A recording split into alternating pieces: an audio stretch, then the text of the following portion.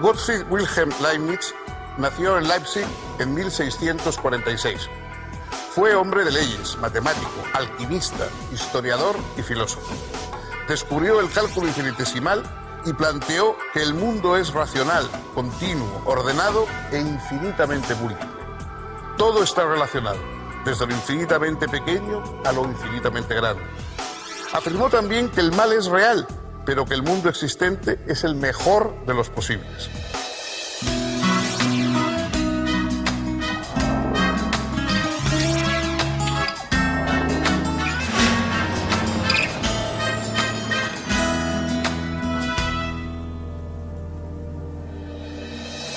Bienvenidos, ¿cómo están?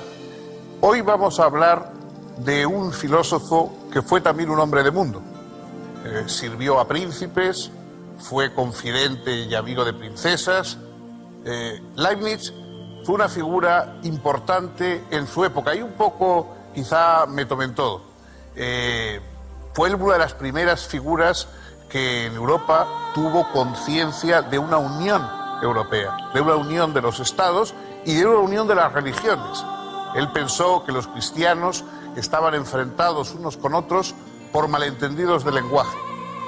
Uno de sus primeros proyectos fue lograr un lenguaje diferente de los lenguajes naturales, un lenguaje preciso, un lenguaje que pudiera ser utilizado por todos, un lenguaje universal, de tal modo que no hubiera los malentendidos que suele haber entre los seres humanos y que enfrenta a cristianos con cristianos, a europeos con europeos, etc.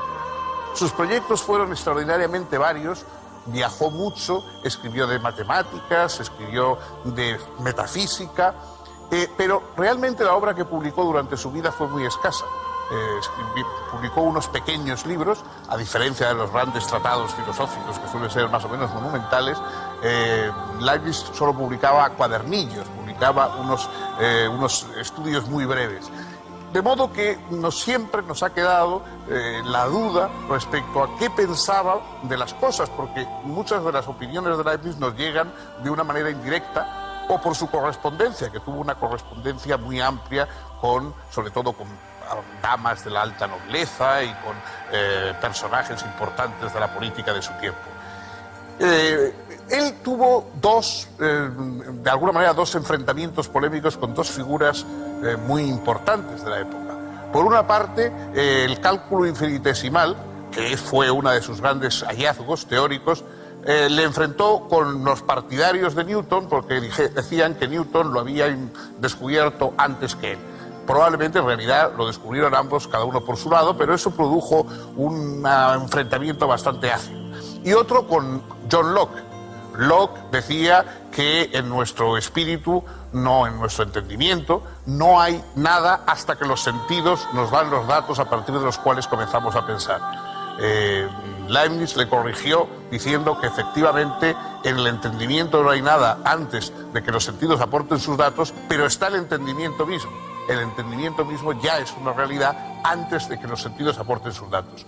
Frente a Newton, frente a Locke y a través de Europa, en búsqueda por una parte de la armonía y de la reconciliación entre los pueblos y por otra parte buscando también una justificación a los aparentes males producidos bajo la magnanimidad y la benevolencia divina, ahí vivió pasó la vida de Leibniz, y eso es lo que vamos a presentarles a ustedes si son tan gentiles que nos acompañan en este programa.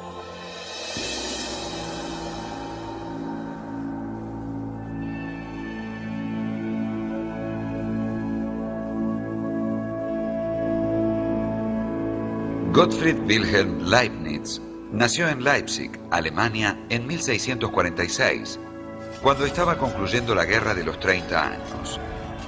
Su padre fue profesor universitario.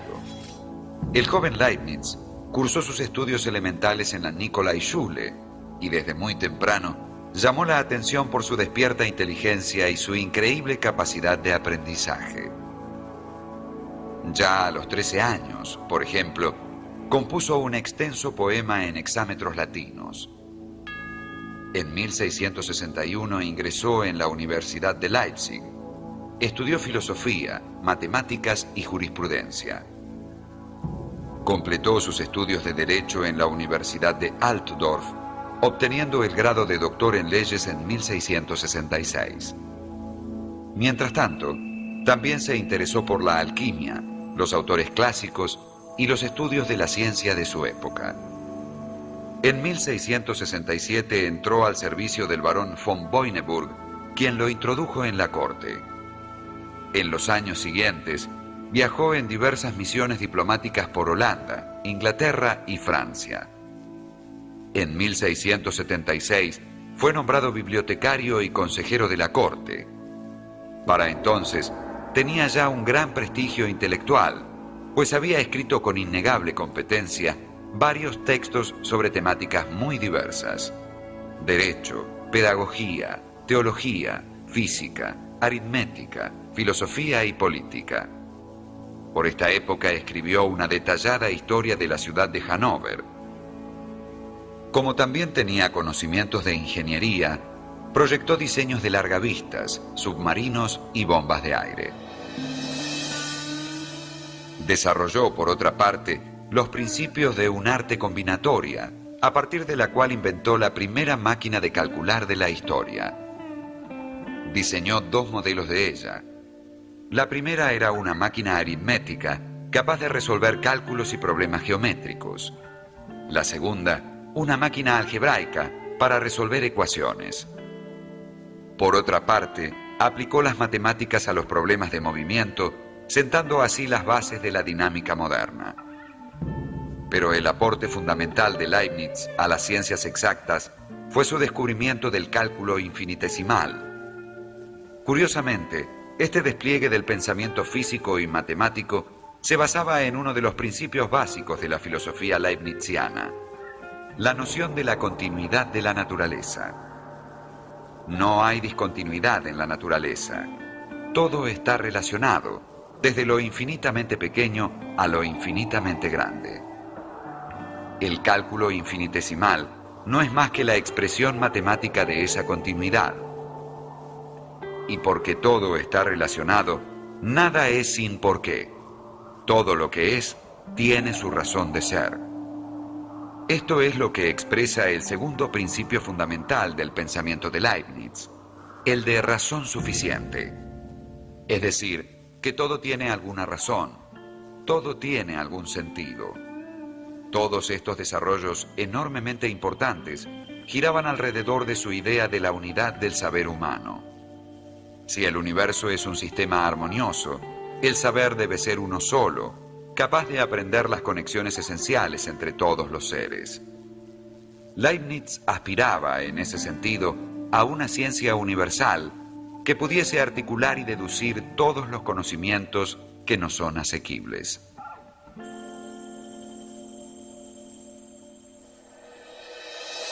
Uno de los ideales de Leibniz era llegar a una ciencia universal, a una especie de enciclopedia total de todos los conocimientos humanos.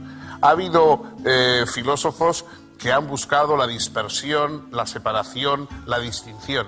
Leibniz siempre buscaba la conjunción, la universalidad, la colaboración. Y uno de sus proyectos fue una gran enciclopedia que tratase todas las ciencias humanas y en la cual intervinieran todos los grandes hombres, los grandes sabios que había en Europa.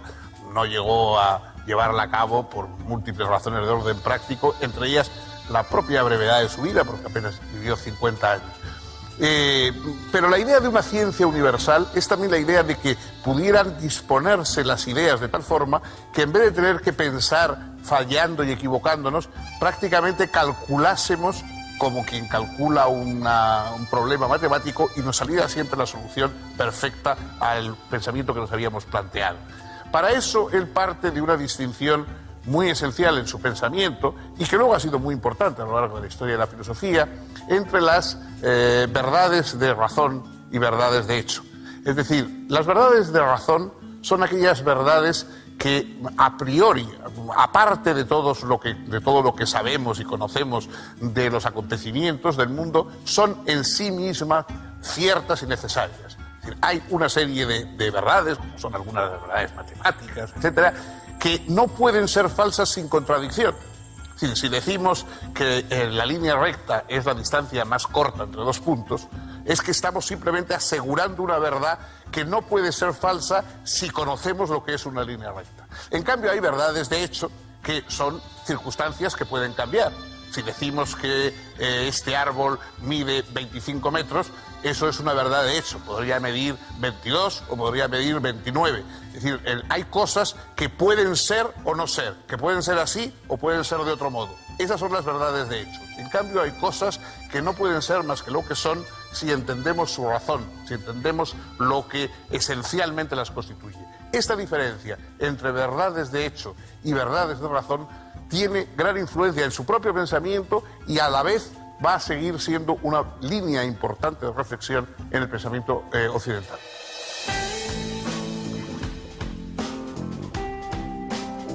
De 1676 en adelante, la actividad de Leibniz fue asombrosa. Cumplió tareas de juez en la corte, realizó experimentos físicos. Durante 5 años dirigió y organizó la explotación de las minas de sal de Harz en la cordillera alemana. Fundó y dirigió un periódico filosófico y científico. Comenzó a redactar una historia de la Casa de Brunswick en la que habría de trabajar hasta el fin de sus días. Hizo numerosos viajes por Italia y otros países. Cumplió misiones diplomáticas. Intentó reunir y conciliar a las diferentes iglesias cristianas. Defendió ante Luis XIV de Francia y ante Pedro el Grande de Rusia la idea de una alianza de estados cristianos para formar una especie de Europa unida. Convocó a los científicos a unir sus esfuerzos en la confección de una enciclopedia que reuniera todo el saber de su época. Fundó la Academia de Ciencias de Berlín y escribió numerosos textos filosóficos, generalmente breves y de ocasión. A través de esos textos, conocemos el pensamiento filosófico de Leibniz, profundamente racionalista y optimista. El universo se le presenta como un sistema infinitamente armonioso, en el que hay a la vez unidad y multiplicidad, así como coordinación y diferenciación de cada una de sus partes. Para él, todo lo que es tiene una razón suficiente para ser, y para ser como es. Todo es comprensible y racional. El universo está lleno de sentido. Claro que esta visión optimista tiene que dar cuenta de aquello que parece no tener sentido, y ello es el enigma del mal. Si Dios es bueno, ¿por qué permite el mal? Leibniz enfrentó esta delicada cuestión en una de sus obras más famosas, la Teodicea.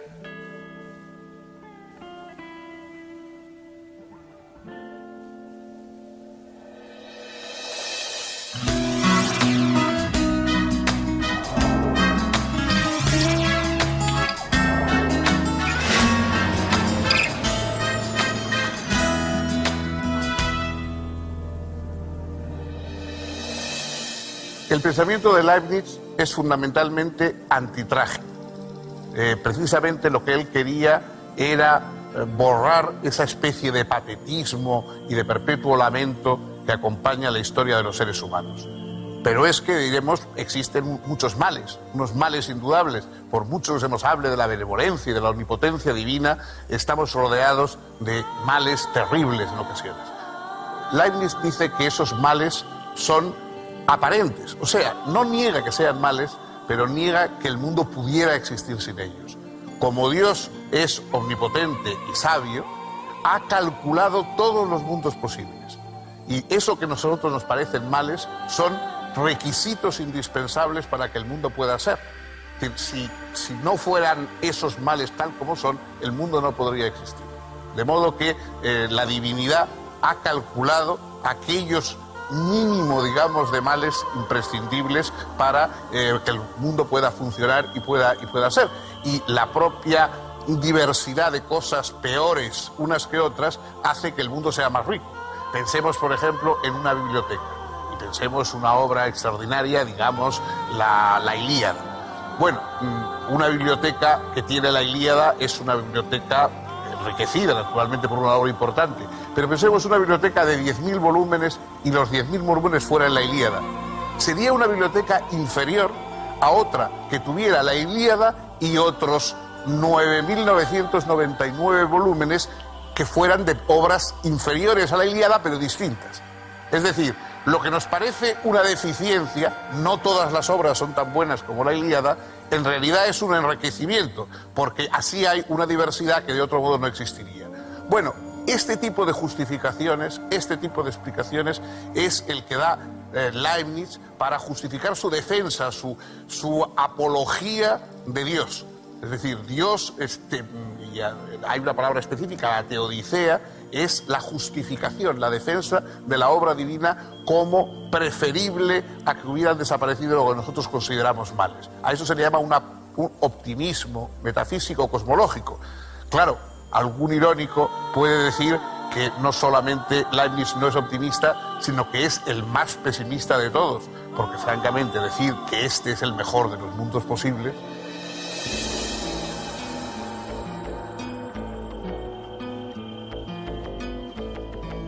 Para Leibniz, el mundo en que vivimos no es perfectamente bueno, pero es, sin embargo, el mejor posible. Puede apenarnos que el lobo coma al cabrito, pero si no hubiese lobos, la población de cabras crecería sin límite, acabaría con toda la comida, desertificaría las planicies y entonces todas las cabras y sus cabritos morirían. Es preferible, pues, que haya lobos y que se coman a algunos herbívoros y que de esa manera mantengan el equilibrio. Ningún argumento podría convencer a Leibniz, de este modo, de que el mundo no fuese racional, continuo y bien ordenado. Pero, por otra parte, Leibniz afirmaba que el mundo no puede reducirse a una sustancia única, tal como entendía Spinoza. No hay una realidad única, un solo todo, omniabarcante y omnipresente, del que todo ser particular sea mera expresión. Por el contrario, para Leibniz el mundo real, en tanto que ha de ser pensado como la óptima combinación de posibilidades, es el que ha de admitir la máxima complejidad y diversidad. Leibniz desplegó este extremo pluralismo ontológico en su doctrina de las mónadas. El texto donde expuso estas opiniones se llamó, precisamente, Monadología. Las mónadas son las manifestaciones de todo cuanto existe en forma de unidades, en ese continuo que es la naturaleza y que está constituido por infinita cantidad de mónadas. Nosotros somos mónadas. Nuestro espíritu es una mónada, pero a su vez nosotros estamos constituidos por distintos tipos de mónadas. Entonces, una mónada es algo así como el principio indiscernible, básico, que constituye todo cuanto existe. Estas unidades son fundamentalmente dinámicas, de modo que el fondo de la materia sería actividad que se va desplegando en el tiempo. La sincronización del movimiento inmanente de todas las mónadas es lo que forma la armonía del mundo. Cada mónada es viviente espejo del universo desde una perspectiva determinada, de modo que aunque el universo sea el mismo, cada mónada lo refleja desde su particular punto de vista, o sea, desde el núcleo de las percepciones y apetitos que constituye en cada caso la individualidad. Y para Leibniz, cada individualidad vale un mundo, o al menos una perspectiva única e intransferible del universo creado por Dios. En tanto individuos, los hombres son espontáneos, contingentes y racionales.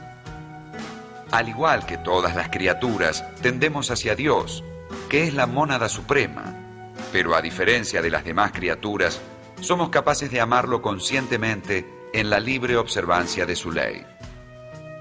En ese amor, los otros hombres, justamente gracias a sus diferencias, han de complementarnos, de modo de integrarnos recíprocamente como coronamiento de la obra creadora de Dios. Estaríamos, pues, unidos en ese común amor universal que nos constituye. El prestigio de Leibniz se extinguió a principios del siglo XVIII y sus últimos años fueron duros. Al morir la reina Sofía Carlota, a quien lo unía una cálida amistad, en 1705, el filósofo cayó en desgracia en la corte prusiana. Poco después, se vio envuelto en una molesta discusión con los físicos ingleses que reclamaban para Newton la prioridad del descubrimiento del cálculo infinitesimal y que arrojaron sobre él la sospecha del plagio. A consecuencia de esta situación, en 1710 sus colegas lo reemplazaron en la presidencia de la Academia de Ciencias de Berlín. En 1714 también se vio envuelto en algunas situaciones incómodas con los jesuitas y las autoridades protestantes que recelaban de su fidelidad. Todo esto lo fue aislando cada vez más. Murió a los 70 años, en 1716, la noche del 14 de noviembre, mientras conversaba con su médico sobre temas de alquimia.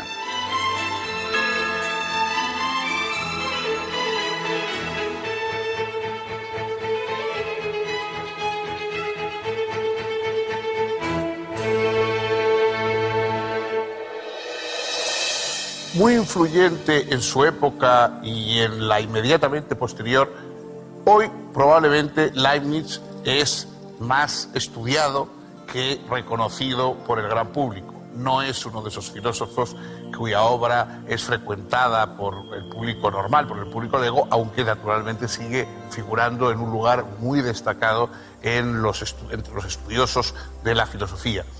El proyecto de Leibniz tiene algunos aspectos que han continuado y que continúan extraordinariamente vigentes. Pensemos en el cálculo infinitesimal. También su teodicea, su intento de salvar al mundo de esta apariencia de mal y de desastre y justificarlo en aras de una necesidad cosmológica, ha tenido una proyección importante y repetida. Otras de sus ideas metafísicas, la monadología, por ejemplo, es muy ingeniosa, pero realmente no creo que hoy tenga ningún tipo de permanencia en la filosofía ni en el pensamiento actual. Aunque sí es verdad que esa idea de decir que cada una de las cosas están compuestas de otra especie de pequeños mundos, digamos, nuestro mundo está compuesto de otros pequeños mundos y que uno puede ir descendiendo cada vez más buscando otros mundos dentro, como cajas chinas, unos dentro de otros, y probablemente ascendiendo también hacia otros mundos más extensos, más comprensivos que el nuestro. Esa idea sí que tiene una cierta vigencia cosmológica y probablemente astrónomos o estudiosos del átomo la comparten. En cualquier caso, fue un hombre extraordinariamente inventivo, extraordinariamente ingenioso, extraordinariamente polifacético, que más que haber dejado un legado cerrado al que hoy acudamos, lo que hizo fue dar un impulso, un estímulo a muchos campos. Bueno, la próxima vez continuaremos con esta aventura de la filosofía a lo largo de los tiempos hasta llegar a nosotros.